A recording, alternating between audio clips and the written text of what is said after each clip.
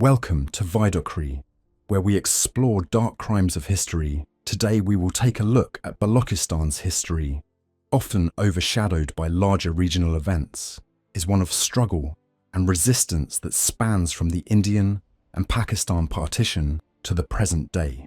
It is a story shaped by the geopolitical interests of neighbouring countries, internal ethnic struggles, and the systematic marginalisation of the Baloch people. When the Indian subcontinent was partitioned in 1947, Balochistan's fate hung in the balance. The region was split between modern-day Pakistan, Iran, and Afghanistan. The princely state of Kalat, located in the heart of Balochistan, had declared independence in August 1947. The Khan of Kalat, who ruled over the state, hoped that his region would not be drawn into the newly formed state of Pakistan. However, this hope was short-lived, as by March 1948, Pakistan's founder Muhammad Ali Jinnah pressured the Khan into signing the Instrument of Accession, officially integrating Kalat into Pakistan.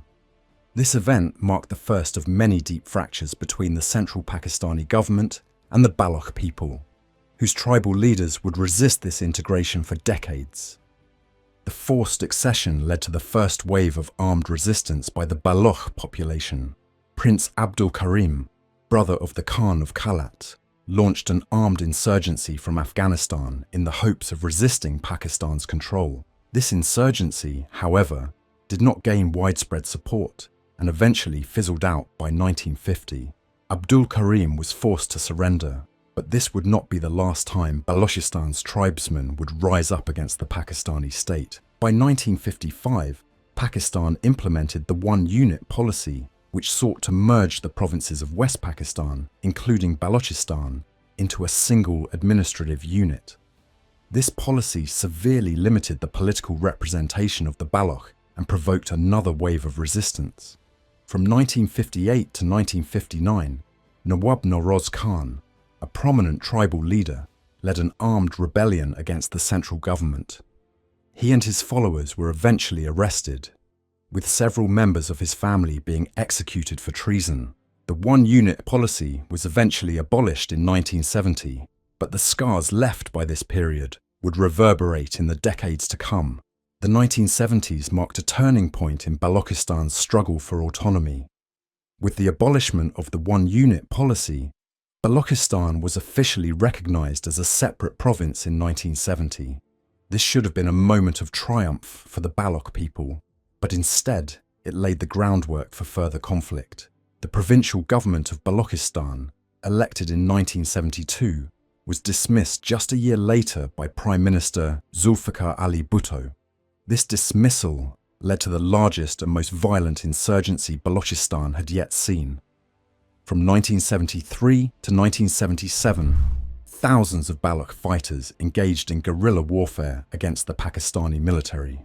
The military, under orders from Bhutto, launched extensive operations in the region, employing airstrikes and large-scale ground assaults. An estimated 7,000 Baloch fighters and civilians were killed during this period, with 3,000 Pakistani soldiers also losing their lives. The conflict only ended in 1977 after Bhutto was ousted in a military coup led by General Zia-ul-Haq. Despite the cessation of hostilities, the underlying issues remained unresolved. Balochistan's vast natural resources, particularly its gas reserves, continued to be a point of contention. The region's resources were exploited by the central government, with little to no benefit flowing back to the local population. The discovery of natural gas in Sui in the 1950s provided Pakistan with much-needed energy, but the Baloch people saw little of the wealth generated from their land. This economic exploitation, combined with political marginalization, led to renewed calls for autonomy and resource control throughout the 1980s and 1990s. In the 1990s, Balochistan saw a brief glimmer of hope for political reconciliation. The rise of the Balochistan National Party and other nationalist parties provided a platform for Baloch leaders to voice their demands through democratic means. However, the political landscape shifted once again when General Pervez Musharraf took power in a military coup in 1999. Musharraf's aggressive stance towards Balochistan, particularly his efforts to militarize the region and clamp down on separatist activities, reignited the insurgency in the early 2000s. The fifth and most recent wave of insurgency began in 2004, sparked by demands for greater control over Balochistan's natural resources. This conflict was marked by an intensification of violence, with both sides committing atrocities. The Pakistani military launched heavy-handed operations in the region, often targeting Baloch tribal leaders and activists. One of the most high-profile casualties of this conflict was Nawab Akbar Bugti, a prominent Baloch leader and former chief minister of Balochistan. Bugti had long been an advocate for Baloch rights and had demanded greater autonomy for the province. In 2006, he was killed in a military operation, an event that further inflamed the Baloch nationalist movement. Bugti's death was seen by many Baloch as a symbol of the Pakistani state's unwillingness to engage in meaningful dialogue with the region's leaders. As the insurgency dragged on, Balochistan's geopolitical importance grew, particularly with the advent of the China-Pakistan Economic Corridor. Gwadar Port, located in southern Balochistan, became a cornerstone of China's Belt and Road Initiative, linking the port to China's Xinjiang province via a network of roads and pipelines.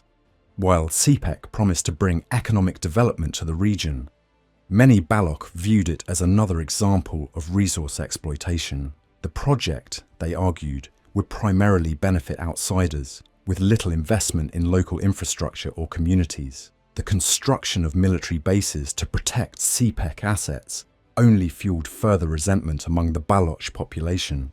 Today, Balochistan remains one of the most underdeveloped regions in Pakistan, despite its wealth of natural resources. Poverty, illiteracy, and a lack of basic services plague the region. The local population has long complained of being sidelined in national politics and deprived of a fair share of the wealth generated by their resources. Political representation in Islamabad remains minimal, and many Baloch feel alienated from the central government. The Pakistani state, dominated by Punjabis, is viewed by many in Balochistan as an occupying force, exploiting their land while offering little in return. Human rights violations are rampant in Balochistan, with reports of enforced disappearances, extrajudicial killings, and torture becoming increasingly common. Thousands of Baloch activists, journalists, and students have gone missing over the years, with the military accused of running a campaign of intimidation and repression against anyone suspected of supporting the insurgency. International human rights organizations have called for investigations into these abuses, but the Pakistani government has largely ignored these calls, viewing the conflict as an internal matter. The insurgency in Balochistan shows no signs of abating. While the Pakistani government has attempted to negotiate with some factions of the Baloch nationalist movement, the core issues of resource control, political autonomy, and human rights remain unresolved. The region's strategic importance, particularly with the development of Gwadar Port, means that both Pakistan and its international allies such as China are unlikely to cede any ground on these issues. In conclusion, Balochistan's dark history is one of resistance against political and economic marginalization. From its forced integration into Pakistan in 1948 to the present-day insurgency, the Baloch people have long struggled for autonomy and control over their own resources. Let us know your thoughts about this dark chapter of history. Don't forget to like, share, and subscribe. Click on the left video to explore more such dark chapters of history.